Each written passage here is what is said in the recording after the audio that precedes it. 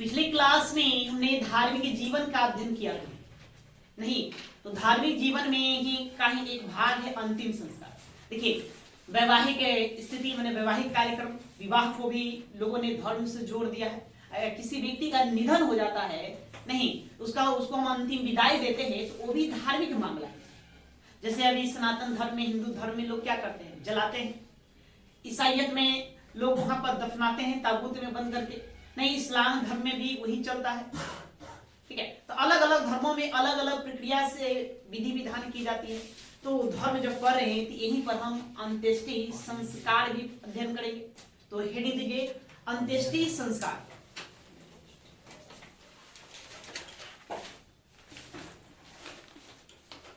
आज हर लेक्चर का क्लास है, उसके बाद फिर हम लोग ठीक रहेंगे ना। थोड़ा सा पेन आप लोग चलाएंगे।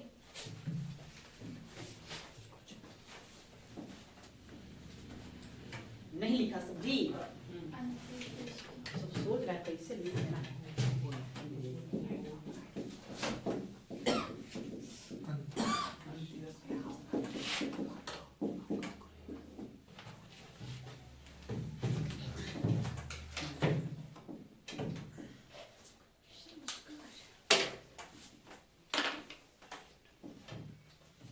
अंत्येष्टि संस्कार।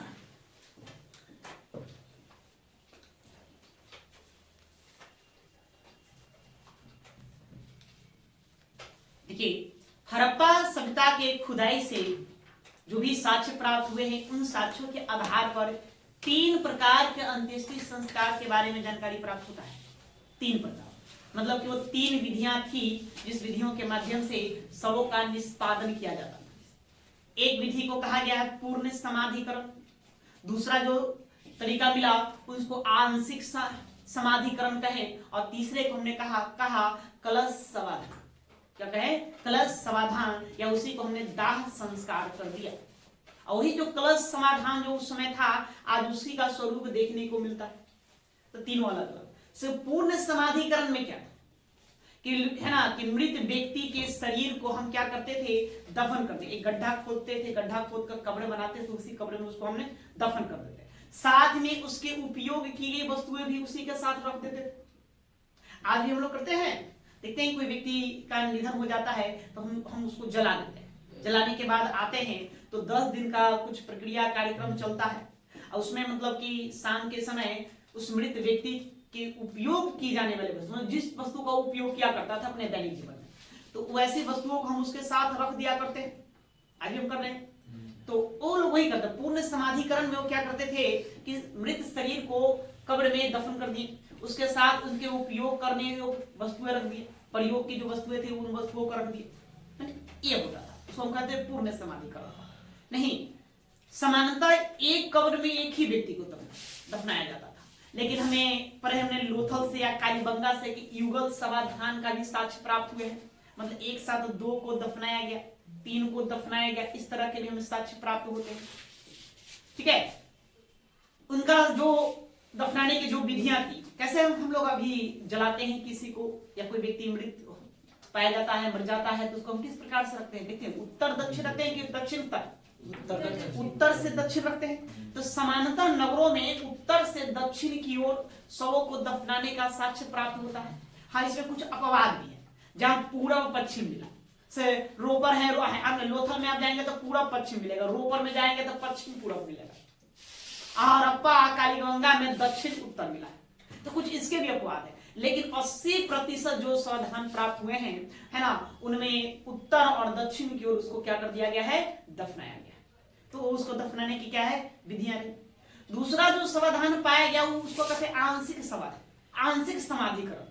आंशिक समाधिकरण दूसरा जो विधि था, उसमें क्या था, पहले मृत शरीर को कहीं जंगलों में ले जाकर छोड़ दिया कर, छोड़ने के बाद लोग छोड़ देते थे। छोड़ने के बाद क्या होता था, उस जंगल में निवास करने वाले जानवर जो थे उसको खाते थे। पशु पक्षी मतलब उसको भक्षण किए, खाने के बाद जो कुछ भी बच गया, ठीक है, जो कुछ भी बच गया उसको हम ले जाकर क्या कर देंगे, दफना देंगे।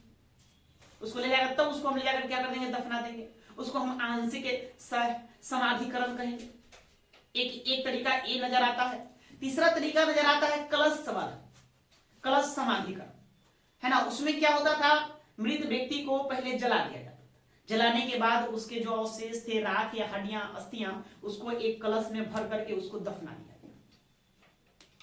नहीं, आज वो करते हैं, देखते हैं डेड बॉडी को जलाया जाता है, शवों को जलाने के बाद थोड़ा सा, है ना, गंगा में प्रवाहित किया जाता है, या उसकी अस्थियों को, राखों को लोग रख लेते हैं और गंगा नदी में ले जाकर प्रवाहित कर देते हैं।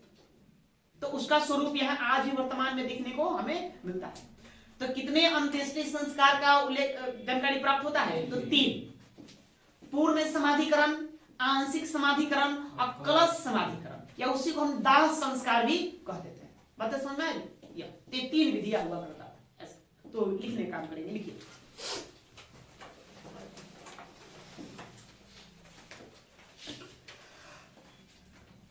देखिए, हड़प्पा सभ्यता के स्थलों से,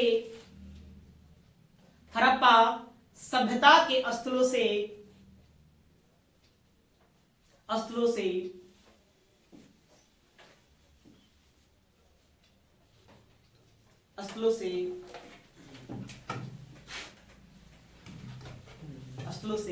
तीन प्रकार के अंत्येष्टि संस्कार,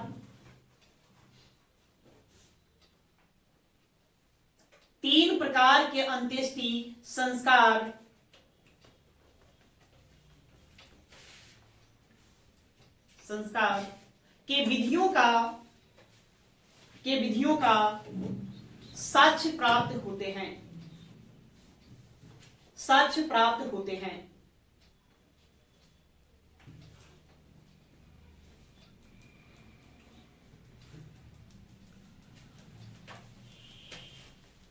ठीक है, उसमें पहले लिखिए पूर्ण समाधिकरण।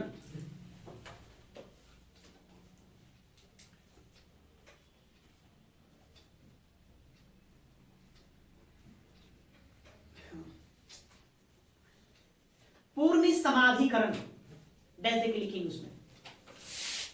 इस विधि में मृतक के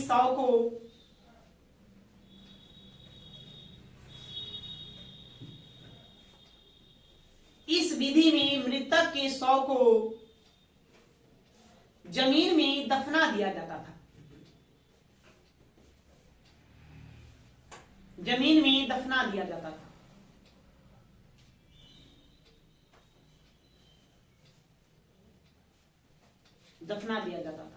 और उसके साथ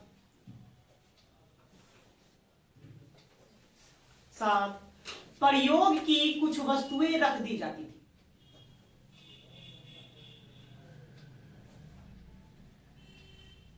प्रयोग की कुछ वस्तुएं रख दी जाती थी।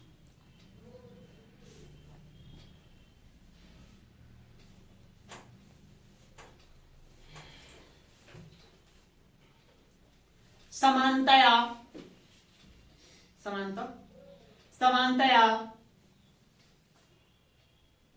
मृतक को उत्तर दक्षिण के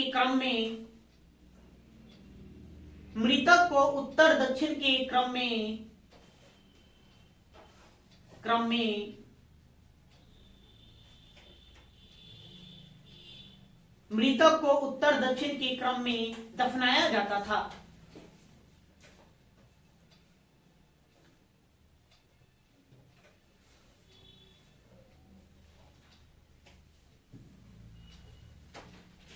लेकिन इसके कुछ अपवाद भी मिले हैं।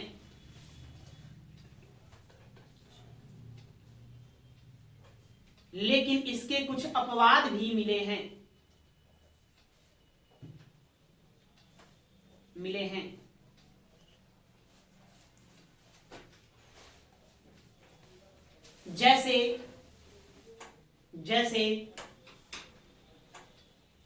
हड़प्पा और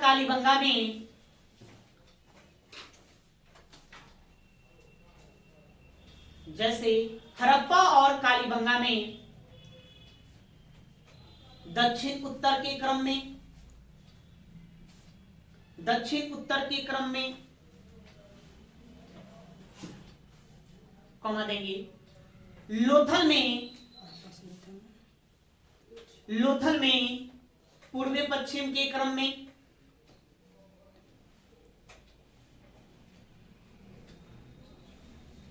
लोथल में पूर्व पश्चिम के क्रम में, तथा रोपर में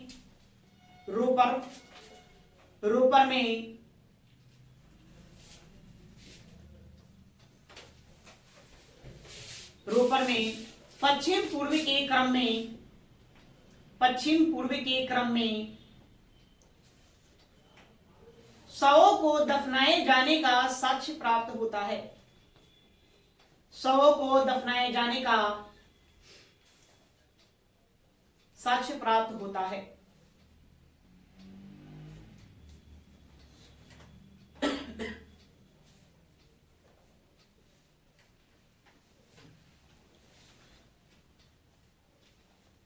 साक्ष्य प्राप्त होता है। तो आपको क्या ध्यान देना है? ध्यान आप लोगों को ये देना है कि प्रश्न आपसे सीधा सीधी पूछेगा कि हड़प्पा सभ्यता में शवों को किस क्रम में दफनाया जाता था, तो क्या जवाब देंगे? उत्तर दक्षिण। लेकिन इसके कुछ अपवाद भी हैं, जैसे कि आप जाएंगे हड़प्पा कालीबंगा में, तो वहां से आपको दक्षिण उत्तर के क्रम में शव पाएगा।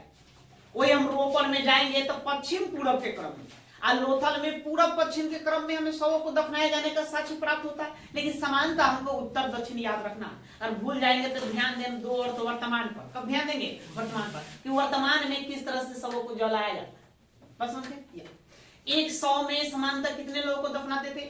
एक को दफनाते थे। लेकिन हमें युगल समाधान का भी साक्ष्य मिला है। कहां से प्राप्त हुआ है? लोथल और कालीबंगा से। लोथल से 3 और कालीबंगा से 1 युगल समाधान प्राप्त होगा नहीं। अच्छा ये बताइए, हमने एक जगह पढ़ा था कि मालिक के साथ कुत्ते को दफनाए जाने का साक्ष्य कहां से मिलेगा? रोपर से मिलेगा। अब मालिक के साथ बकरी को दफनाए जाने का साक्ष्य ये नहीं पढ़े थे। अच्छा कोई बात। अच्छा मालिक मतलब कि स्त्री के साथ बच्चे को दफनाए जाने का साक्ष्य से पढ़े नहीं पढ़े? कोई बात नहीं, सबको हम यहाँ पर आज जानेंगे। उसी में पैराग्राफ छोड़कर लिखेंगे, ठीक है? देखिए, प्राय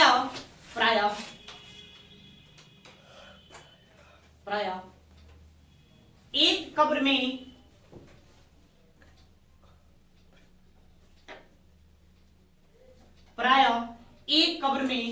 एक ही व्यक्ति को दफनाया जाता था।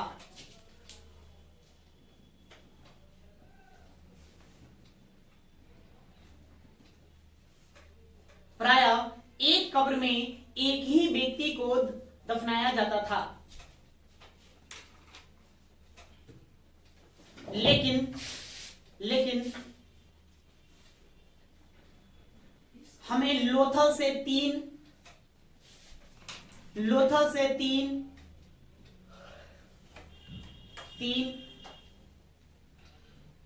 और कालीबंगा से 1 युगल समाधान का साक्ष्य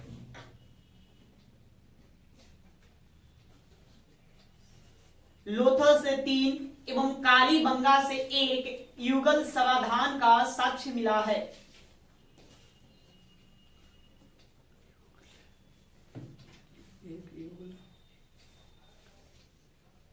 लोथल से 3 और कालीबंगा से 1 युगल समाधान का साक्ष्य मिला है।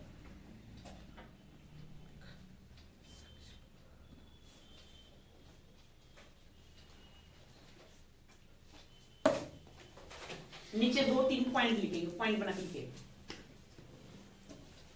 रोपर से हमें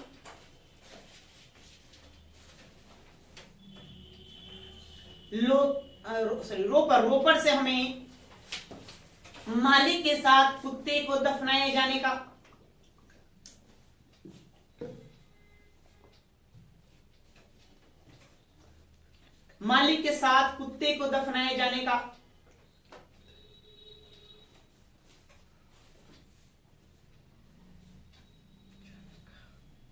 तथा रोपर से मालिक के साथ बकरे। हाँ क्या लिखे? पूरा पंक्ति बोली तो रोपर से मालिक के ओके। रोपर से हमें मालिक के साथ कुत्ते को दफनाए जाने का साक्ष्य, तथा लोथल से मालिक के साथ बकरी बकड़ी या बकरे लिखेगी, एक ही शब्द है। मालिक के साथ बकरी को दफनाए जाने का साक्ष्य प्राप्त हुआ है।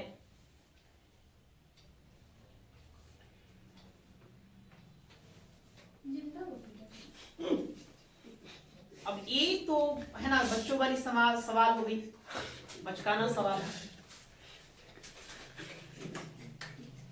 हंसो नहीं, किसी सवाल को हंसते नहीं, क्या पता आगे तुम भी इस तरह के मिस कर जाओ तो ये लोग हंसना ये अच्छा बात नहीं है।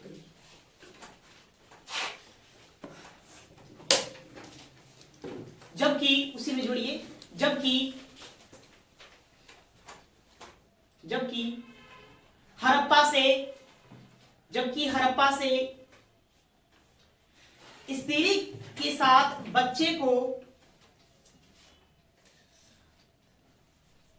जबकि हड़प्पा से स्त्री के साथ बच्चे को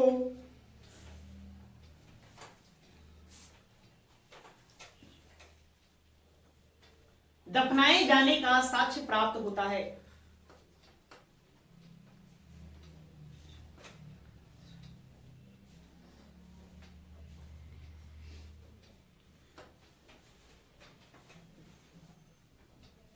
ठीक है, ये पूर्ण समाधिकरण में आपको इन बातों को ध्यान में रखना है।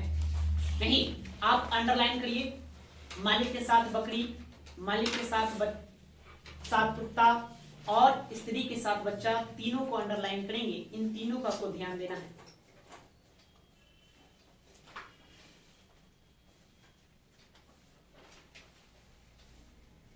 सबों को समानता कैसे दफनाते थे? उत्तर दक्षिण क्रम में। उत्तर दक्षिण को अंडरलाइन करिए, इतनी बातों को आपको फोकस करना है यहां से। ठीक है, अब ये दूसरा आंशिक समाधिकरण। आंशिक समाधिकरण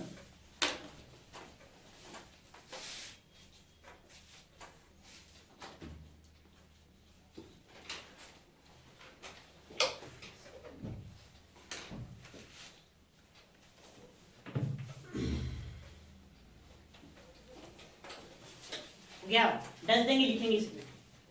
इस विधि में 100 को पहले कुछ समय के लिए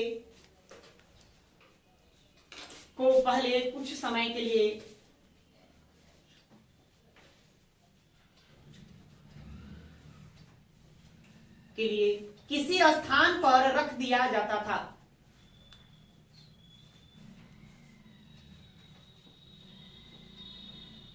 किसी स्थान पर रख दिया जाता था।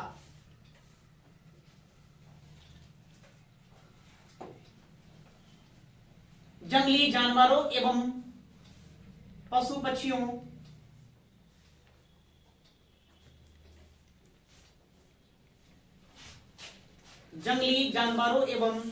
पक्षियों के खाने के पश्चात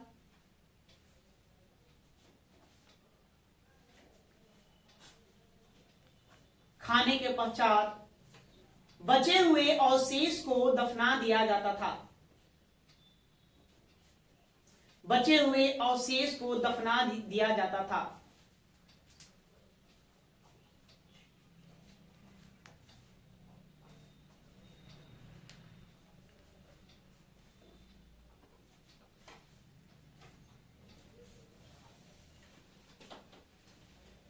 ठीक है, देखिए यहां से एक प्रश्न आपके एग्जाम में पूछा जा चुका है। प्रश्न था, निम्नलिखित में किस हड़प्पाकालीन स्थल से आंशिक समाधान के साक्ष्य प्राप्त होते हैं?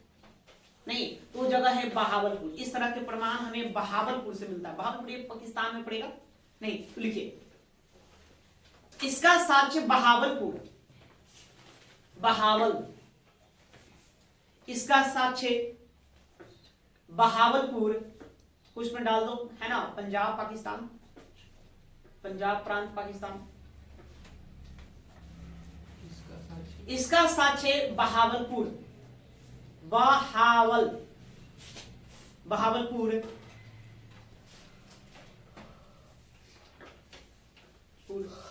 से प्राप्त होता है।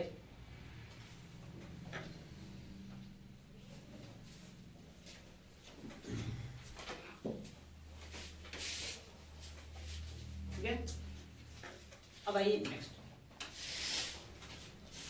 लिखिए कलश समाधान। कलश समाधान समाधान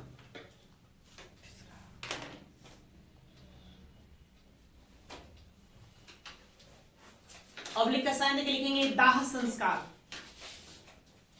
दाह संस्कार डैश लेंगे। इसमें हम क्या करेंगे, जला देंगे। इसमें 100 को क्या करते थे लोग, जला देते थे। उसके बाद बचे हुए जो अवशेष थे, राख हड्डियां, उसको एक कलश में भर करके उसको दफना दिया गया।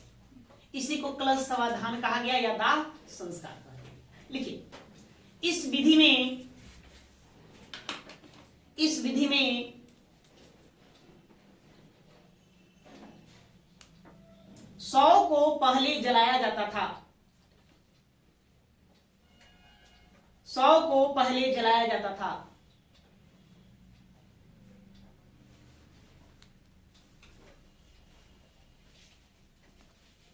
जलाने के बाद बचे हुए अवशेष को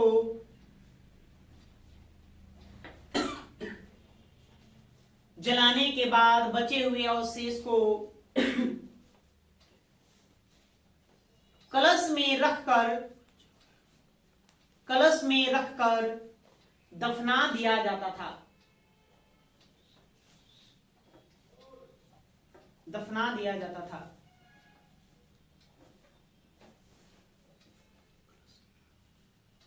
रखकर दफना दिया जाता था। इसके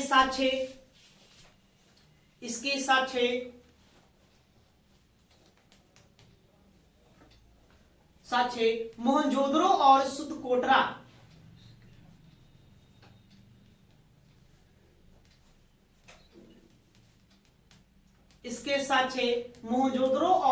सुतकोटरा से मिले हैं।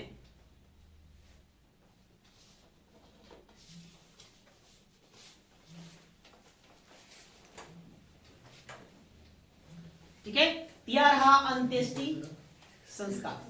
अंतिम यात्रा इस तरह से हुआ करती है। अब ये आर्थिक जीवन।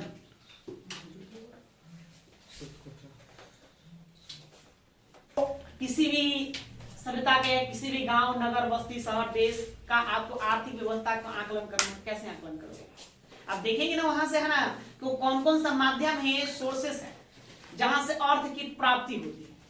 जीवन यापन जीने के लिए आपको अर्थ तो चाहिए ही चाहिए, उस पर ध्यान देंगे। तो हम हड़प्पा सभ्यता की बातें कर रहे हैं, तो वहां पर कृषि था, कृषि के प्रमाण मिले, तो मिले ना जी, खेती के प्रमाण। अन्नागार क्या कर रहा है? अन्नागार क्यों बनाया गया?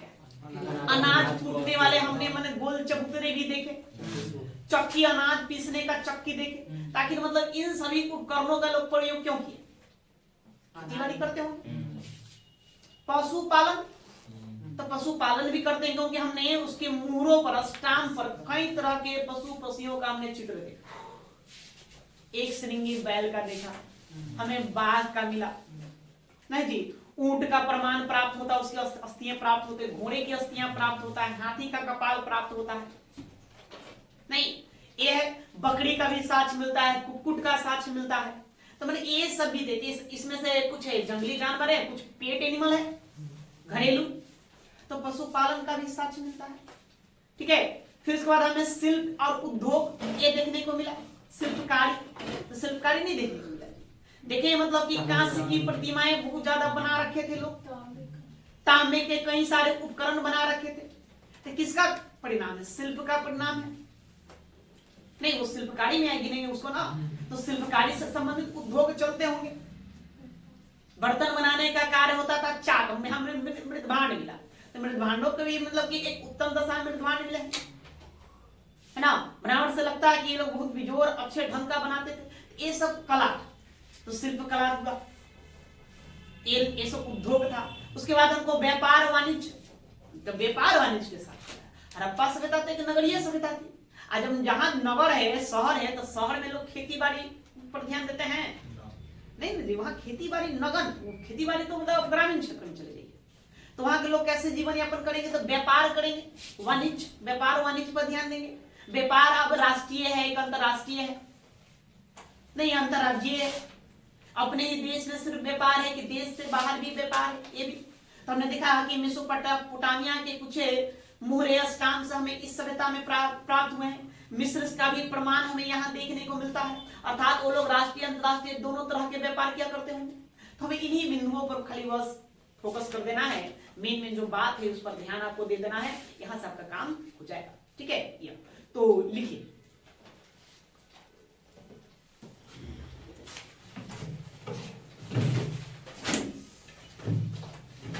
हम पढ़ेंगे आर्थिक जीवन। आर्थिक जीवन, आर्थिक जीवन में किन किन बिंदुओं पर फोकस करना है? तो पहली बात हमें जानेंगे कृषि व पशुपालन, पशुपालन इस पर फोकस करेंगे। दूसरा हम बिंदु है जिस पर फोकस करेंगे शिल्प एवं उद्योग, शिल्प एवं उद्योग। और तीसरा जो बिंदु है उस पर हमको फोकस करना है व्यापार एवं वाणिज्य, व्यापार एवं वाणिज्य इस पर फोकस करना है। ठीक है, ये तीन पहलुओं को हम देखेंगे। तो सबसे पहले क्या हम पढ़ें? कृषि एवं पशुपालन। यहाँ आ जाइए, हेडिंग देख के आर्थिक जीवन दिए ना, उसके बाद ये तीनों पॉइंट्स लिख ले। उसके बाद पहला पॉइंट लिखेंगे कृषि एवं पशुपालन।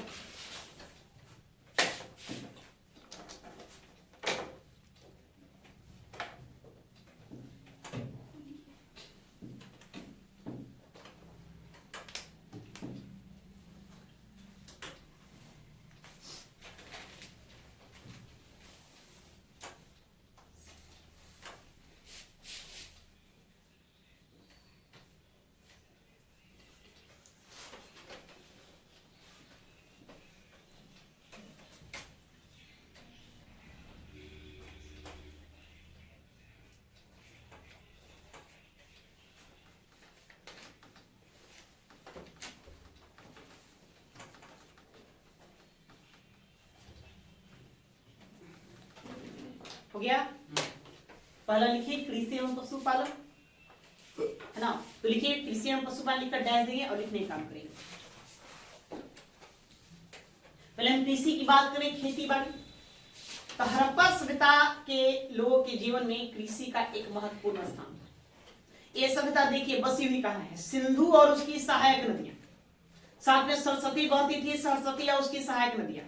और जहां नदियां बहती है तो वहां की मिट्टी कैसी होती है? जलोढ़ होती है। जलोढ़ मतलब उपजाऊ, सर्वाधिक उपजाऊ मिट्टी मानी जाती है, सर्वाधिक उपजाऊ मिट्टी मानी जाती है। नहीं तो आप देख रहे हैं, हम ज्योग्राफी में पढ़ चुके हैं कि सिंधु नदी आती है, सिंधु की कई सारी सहायक नदियां हैं। उन सहायक नदियों से बहुत ही काफी उपजाऊ मैदान बनते थे, है ना। काफी उपजाऊ मतलब कि भूमि था, कृषि की भूमि थे, है ना। और इसी नदियों के मध्य में सिंधु घाटी सभ्यता के लोग बसते थे, उनके जीवन में कृषि तो होगी, पहला कारण उपजाऊ। रही बात की मतलब फसलें, तो फसलें क्या उगाते थे? तो नवीन शोधों के आधार पर यह बताया जाता है कि हड़प्पा वासी 9 प्रकार के फसलों को उगाने के लिए जानते थे, 9 प्रकार के। उसमें सबसे महत्वपूर्ण फसल गेहूं और जौ था। इसके अलावा धान, मटर, अन्य फसलों को भी वो लोग क्या करते थे? उगाते थे। धान, मटर, सरसों, गेहूं, जौ नहीं। एक कपास उगाने का, है ना, श्रेय हमें इसी को दिया जाए। विश्व में सबसे पहले कपास उगाने का श्रेय हमें इसी सभ्यता के लोगों को दिया जाता है। इसी सभ्यता के लोगों ने सबसे पहले हमें कपास उगाया। अन्नागार, बड़े बड़े हमें अन्नागार मिले हैं।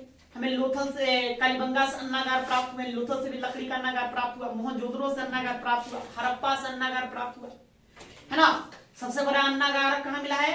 मोहनजोदड़ो में। नहीं, मोहनजोदड़ो में उतना बड़ा अन्नागार मिला। तो अन्नागार उतना बड़ा क्यों बनाया गया? तो लोग खेती करते थे, बड़े पैमाने पर उसमें अनाज रखते होंगे।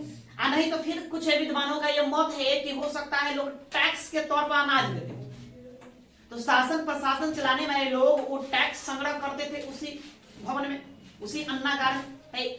उसमें करेंसी था नहीं, मुद्रा कहीं कोई प्रमाण मिलता नहीं।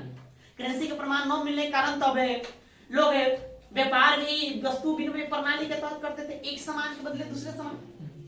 तो टैक्स भी किस आधार पर देते होंगे? वस्तु में ही देते होंगे टैक्स। तो वस्तु में लोग अनाज दिया करते होंगे टैक्स के तौर पे। उन टैक्सों को, करों के रूप में अनाजों को एक ही जगह संग्रहित किया जाता है। इसलिए अन्नागार का भी साक्ष्य मिलते हैं, कई नगरों से साक्ष्य प्राप्त हुआ। ठीक है, तो लिखिए देखेंगे हड़प्पा सभ्यता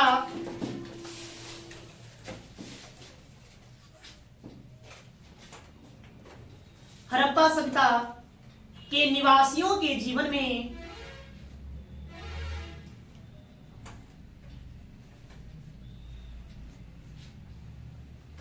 हड़प्पा सभ्यता के निवासियों के जीवन में कृषि का महत्वपूर्ण स्थान था।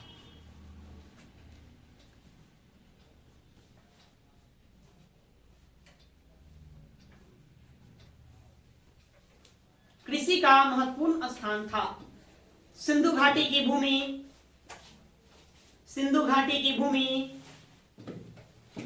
अत्यंत उर्वर थी, मतलब उपजाऊ थी, अत्यंत उपजाऊ थी।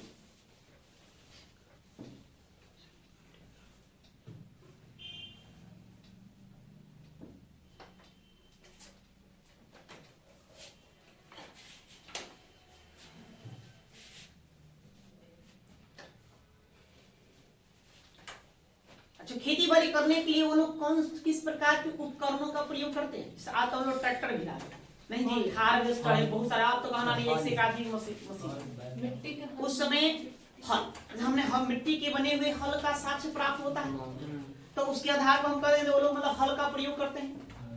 कहीं कहीं कुदाल का भी प्रमाण देखने को मिलता है, तो हल या कुदाल का प्रयोग क्या करते थे? जो कांसे या प्रस्तर के बने होंगे, तो उसको बनाए होंगे कैसे, किस धातु के? तो उस समय तो भाई कांसा था, तांबा भी था, लेकिन है ना कांसा का लोग सर्वाधिक प्रयोग कर देते, कांसे निर्मित रहे होंगे।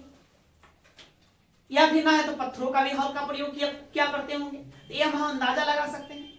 नहीं, लिखिए कृषि उपकरण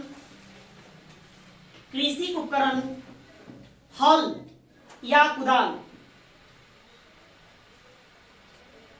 कृषि उपकरण हल या कुदाल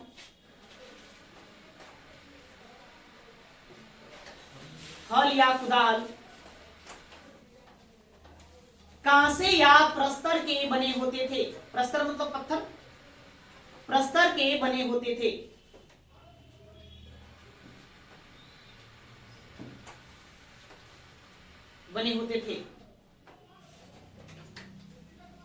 जुते हुए खेत का साक्ष्य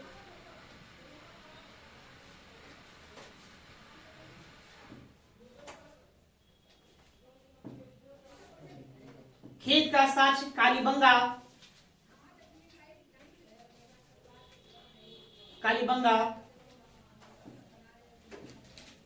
एवं मिट्टी के बने हुए हल। एक कहां से मिला मिट्टी का हल? एवं मिट्टी के बने हुए हल का साक्ष्य बनावली से प्राप्त होते हैं।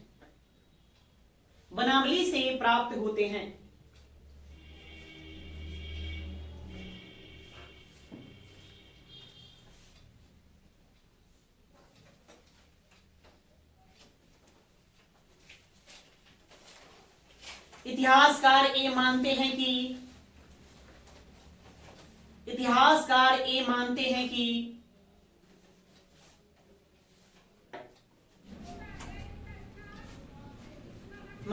कि खेतों की जुताई के लिए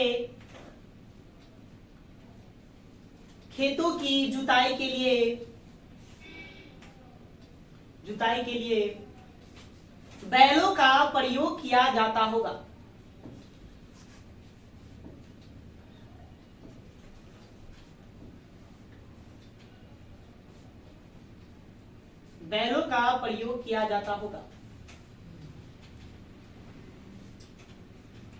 पैराग्राफ छोड़कर लिखेंगे।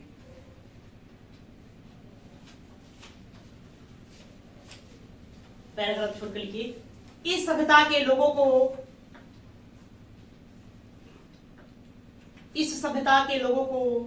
कुल 9 प्रकार के फसलों का ज्ञान था।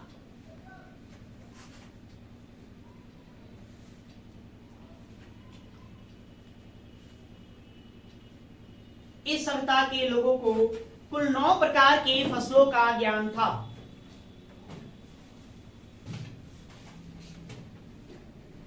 जिनमें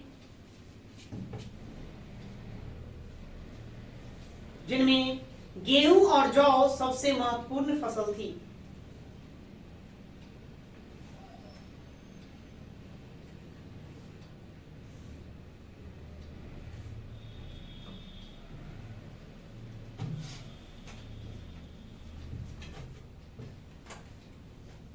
विश्व में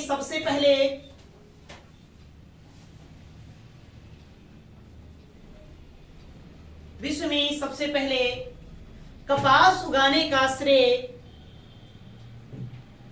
विश्व में सबसे पहले कपास उगाने का श्रेय इसी सभ्यता के लोगों को दिया जाता है।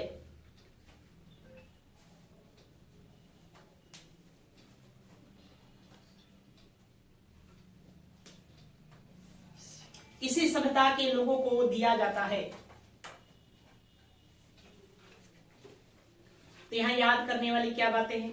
फसल कितने प्रकार? 9 अंडरलाइन करेंगे। कुल फसल 9 प्रकार की थी, उसको अंडरलाइन करेंगे। प्रमुख फसल में कौन? गेहूं और जौ, उसको अंडरलाइन रखें करेंगे। और सबसे पहले कपास कौन उगाएगा? इसी सभ्यता के लोग। तो कपास पर आपको ध्यान देना है, कपास उगाइए।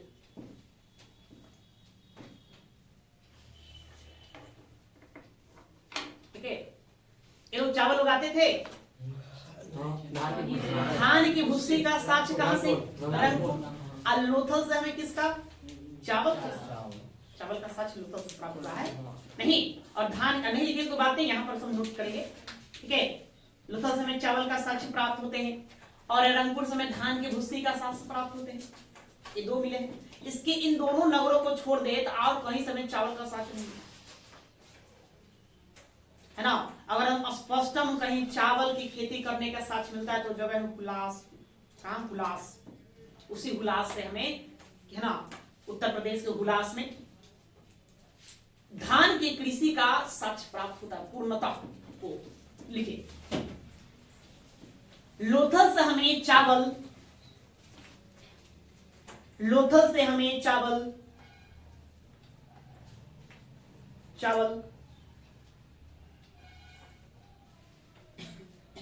और रंगपुर से धान की भूसी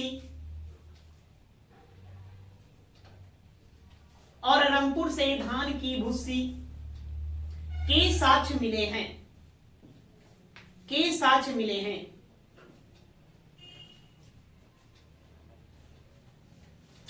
जबकि अन्य स्थलों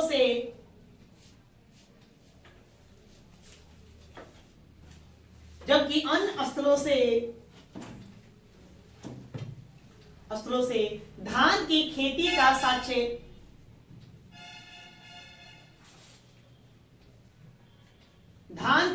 का साक्ष्य नहीं प्राप्त होता है।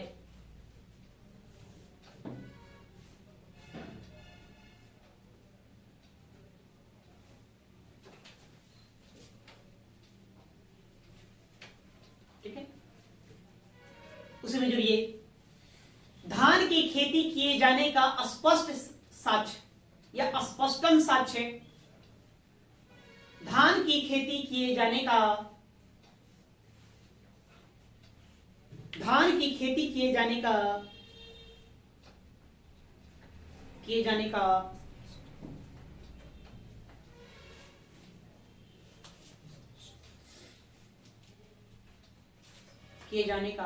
स्पष्टम साक्ष्य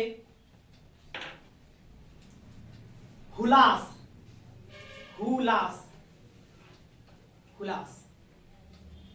कुछ लिख देंगे, यूपी उत्तर प्रदेश, हुलास से मिलता है।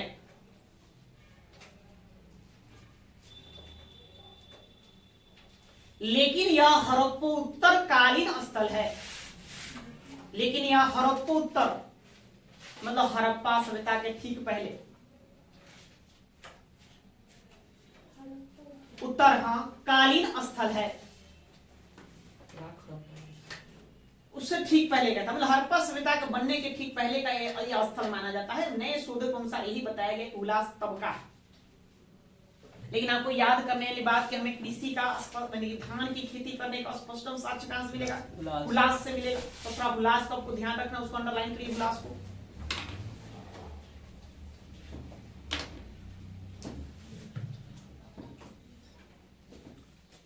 अच्छा, इस सभ्यता के लोग अपनी फसलों की सिंचाई कैसे करते होंगे? नदियों से। नदियों किनारे बसे हुए थे, नदियों किनारे ही खेती बाड़ी करते थे। क्या नदियों का जल लेके तो डायरेक्ट खेत में ले जाते हैं? सवाल ये है कि इस सभ्यता के लोग सिंचाई कैसे करते हैं? तो सिंचाई करने के लिए आज देख रहे हैं साधन हमारे पास क्या है? नलकूप है, नहीं ट्यूबवेल के माध्यम से पानी बाहर ले आ रहे हैं, भाई इलेक्ट्रॉनिक उपकरण है। कुआं, तालाब, पोखर, नदी, नाले, ये है, नहर है। तो वहां पर इस सभ्यता में खेती करने के लिए हमें तालाब और कुओं का ही प्रमाण ज्यादा मिलता है। पुरातत्वविदों का भी मानना है, इतिहासकारों का भी मानना है कि इस सभ्यता के लोग खेती करने के लिए तालाबों का प्रयोग करते थे, कुओं का प्रयोग करते थे, पीने योग्य पानी के लिए भी कुओं का प्रयोग करते थे। देखिए मतलब हड़प्पा सभ्यता के लगभग जितने शहर मिले हैं उसके घरों में हमें कुएं के साक्ष्य मिले हैं। तो खेती करने के लिए लोग कुएं का प्रयोग करते थे। तालाब, अब आप जाएंगे, हमने पढ़ा था धौलावीरा कि धौलावीरा में विशाल जलाशय मिले हैं। ऐसे तो देखा जाए तो 16 जलाशयों को चिन्हित किया गया है धौलावीरा। तो मतलब वहां जल संग्रह किया जाता था। तो जल संग्रह लोग क्यों करते थे? तो हो ना हो भविष्य को लेकर के जल को संग्रह करते, खेती बाड़ी को लेकर के संग्रह करते होंगे। तो कुआं और तालाब, ये दो बातें आप बता सकते हैं कि सिंचाई का ये साधन रहा होगा। नहर नहीं थे। देखिए अफगानिस्तान आप चले जाएंगे, कहां जाएंगे? अफगानिस्तान। तो अफगानिस्तान में एक जगह है सुर्तभोई, एक जगह है मुंडीगा, जहां से हड़प्पा कालीन साक्ष्य प्राप्त हुए। हालांकि इसको लेकर के इतिहासों में थोड़ा मतभेद है। ज्यादातर लोगों का मत है कि ये हड़प्पा काल से ठीक पहले का शहर है, बात समझे, वो बना हुआ। फिर भी कुछ लोग इसको हड़प्पा का सभ्यता में ही जोड़ करके चलते हैं, सुर्तभोई और मुंडीगा।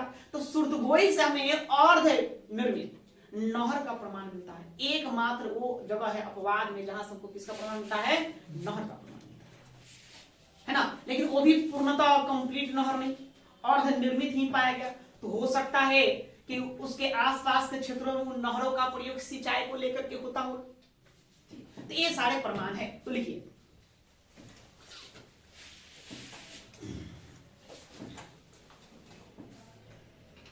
इस सभ्यता से हमें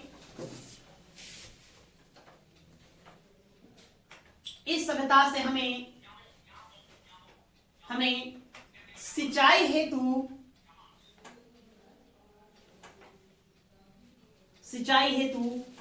नहरों का प्रमाण नहीं मिलता है।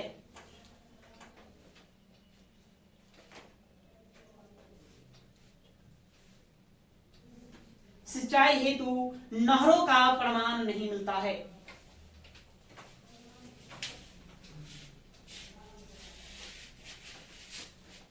अब अपवाद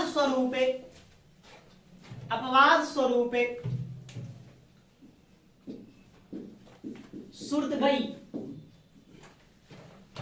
सुर्तगई, ये अफगानिस्तान,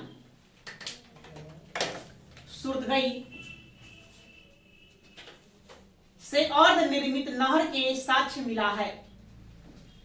सुर्तगई से अर्ध निर्मित नहर के साक्ष्य मिला है।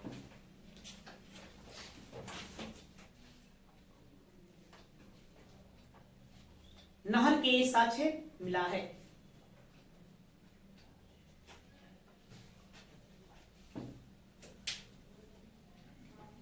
ये लोग सिंचाई के लिए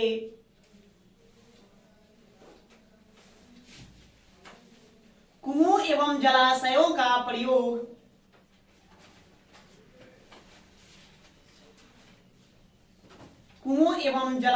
का प्रयोग करते थे।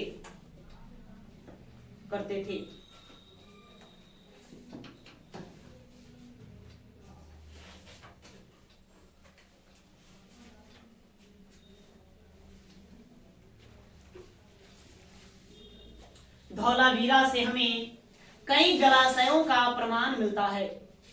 धौलावीरा से हमें कई जलाशयों का प्रमाण मिलता है।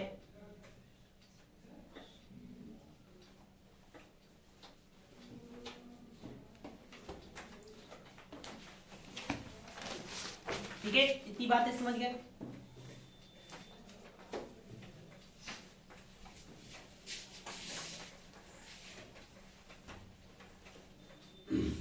चलिए खेती बाड़ी अभी यहीं पर रोकते हैं। अब ये पशुपालन में हम लोग करेंगे, तो पैराग्राफ छोड़ के लिखिए आप लोग, है ना। हेडिंग दे दिया ऊपर ना, कृषि एवं पशुपालन पैराग्राफ। अब पशुपालन मतलब कौन कौन जीव जंतुओं को, जानवरों को पालते थे, हम कैसे बताएंगे? कुछ ना कुछ तो मिला होगा ना। तो मुहर जो है, मुहरों पर देखे हुए चित्र बना, ठीक है। कई प्रकार के जानवरों के चित्र बने थे। हमें कुछ अस्थि पंजर भी प्राप्त होते हैं, हड्डियां भी प्राप्त होते हैं। इन्हीं आधार पर अंदाजा हम लगाकर हमने बताया कि सभ्यता में किस किस जानवरों की बहुलता थी। नहीं, यहां से देखो, दो प्रश्न बड़ा ही लाजवाब पूछा जाता है। एक प्रश्न में अक्सर आता है एग्जाम में, है ना, कि निम्नलिखित में किस जानवर के साक्ष्य या पशु के साक्ष्य हड़प्पा स्थल से प्राप्त नहीं है? गाय का तो मिला है,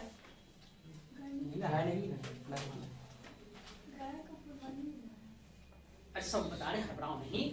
अभी पूरा तो पढ़ा कहाँ है जी, अभी हड़बड़ा गया एकदम, उतने में लग रहा पांगत हो गए।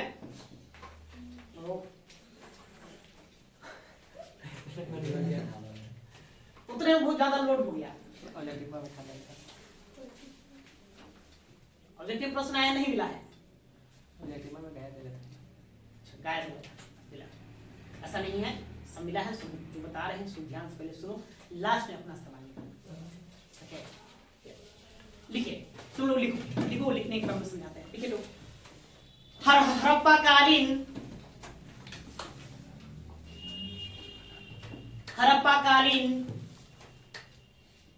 मृत भांडों,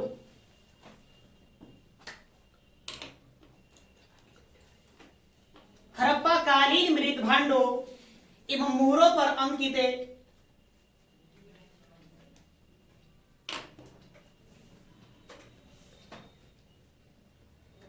हड़प्पाकालीन मृत भांडों एवं मुहरों पर अंकित चित्र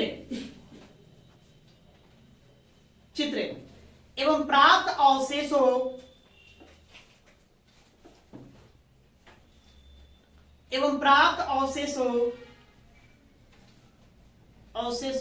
के आधार पर हमें उनके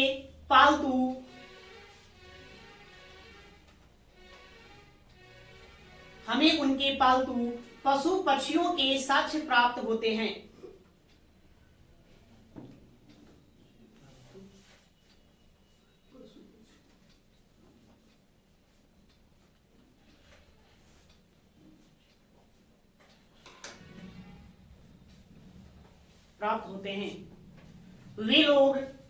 वे लोग कुबरदार बैल कम आते के लिखते चलो, भैंस, गाय, कुत्ते, भेड़, बकरी,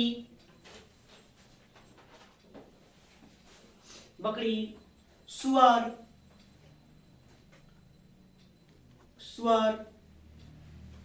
खरगोश, बाघ, ऊंट और हाथी आदि पालते थे। हो सकता है इसके अतिरिक्त भी और रहे होंगे, लेकिन इतने का प्रमाण हमें अभी तक मिल चुका है। आदि पालते थे। को आदि पालते थे ना लिखे आप, इससे बाघ पालने वाला चीज नहीं, आदि से परिचित थे, ये शब्द उपयुक्त होगा, उसको हटाएंगे। आदि से परिचित थे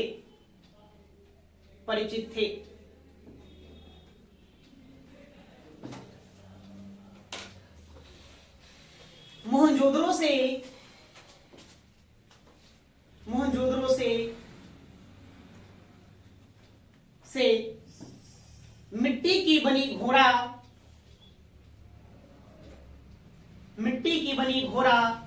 की आकृति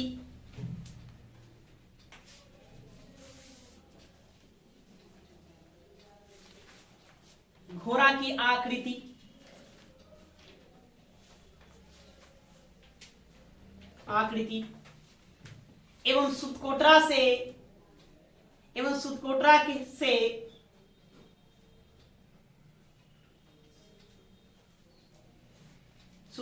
से प्राप्त घोड़े के अस्थि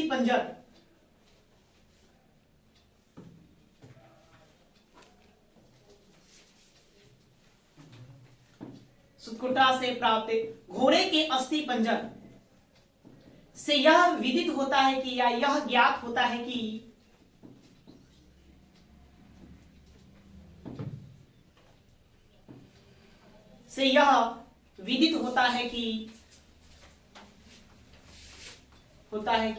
हड़प्पा वासियों को घोड़े का ज्ञान था।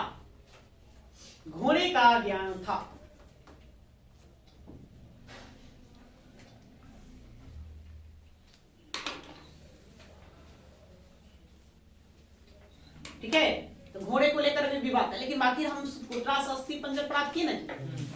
हमने मतलब कि मिट्टी के बना हुआ घोड़े की आकृति भी पाया, ताकि मतलब ये लोग क्यों बनाए, जरूर जानते हो उसके बारे में। जिसके बारे में आप जानोगे आप उसी का आकृति उकेड़ सकते हैं, दूसरा कर सकते हैं नहीं कर सकते हैं, या और उसी का हमें साक्ष्य भी मिलता है। इसके आधार पर हम कह सकते हैं वो लोग घोड़ों से परिचित है, गायों से भी परिचित है, लेकिन वो उतना प्रचलन में नहीं था। समझ में? यही उसके बाद वैदिक सभ्यता आ गया था। वैदिक सभ्यता में गाय तो कहने मेन जो था वो गाय ही था, है ना। मुख्य वस्तु उन लोगों का गाय था, मुख्य धन उन लोगों का गाय था। घोड़े पर सवार होकर आर्यन लोग भारत में आए थे, तो घोड़ा भी बड़े मात्रा पर प्रचलन में था। हाँ, यहाँ पर बड़ा ही आंशिक रूप से इसका प्रभाव देखने को मिलता है, उपयोग देखने को मिलता है। ठीक है, लेकिन घोड़ा और गाय दोनों का प्रमाण हमें इस सभ्यता से प्राप्त हो चुका है। बस समझ में आया? किसका नहीं मिला तो याद रखना, शेर का साक्ष्य हमें यहां से प्राप्त नहीं, ना कहीं इसका कोई चित्र मिला है, ना कोई अस्थि पंजर प्राप्त हुआ है, तो शेर का साक्ष्य नहीं मिलता है। तो लिखिए, सैंधोवासी शेर से परिचित नहीं थे।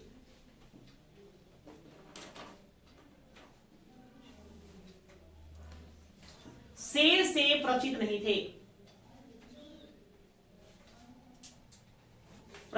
थे।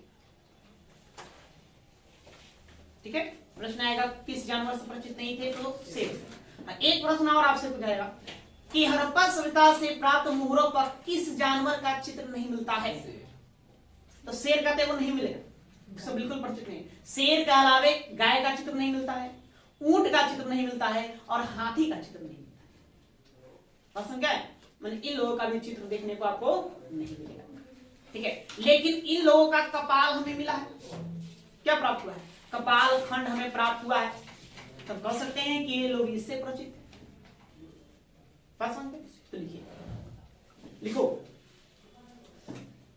यहां के मुहरों पर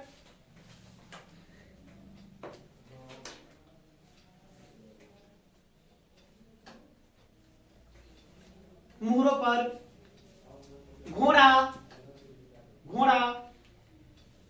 ऊंट एवं गाय का अंकन नहीं मिलता है।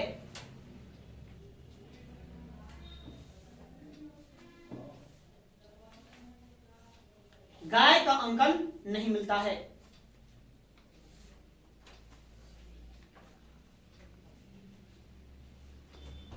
ठीक है, बात समझ में आया? क्लियर है? नहीं तो आप लोग शेर अंडरलाइन करेंगे, गाय, घोड़ा, ऊंट अंडरलाइन करके इतना फोकस करना, ध्यान देना है।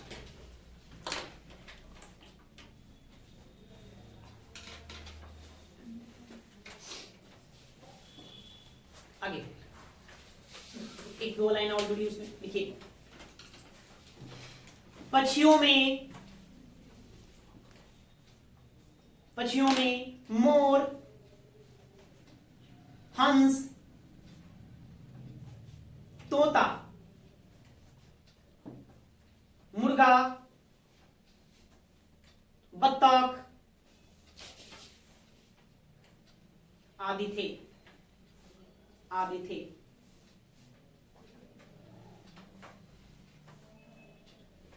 ठीक है।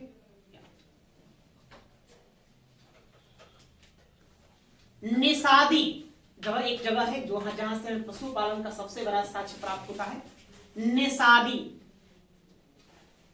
निषादी नामक नगर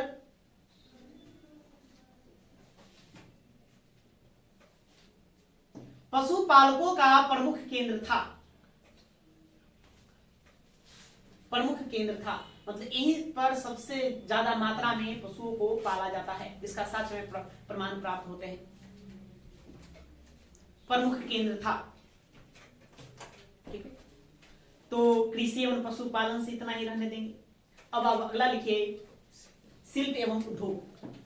यहां से हम लोग अब कल पढ़ेंगे। ठीक है, हेडिंग दे देंगे शिल्प एवं उद्योग। नहीं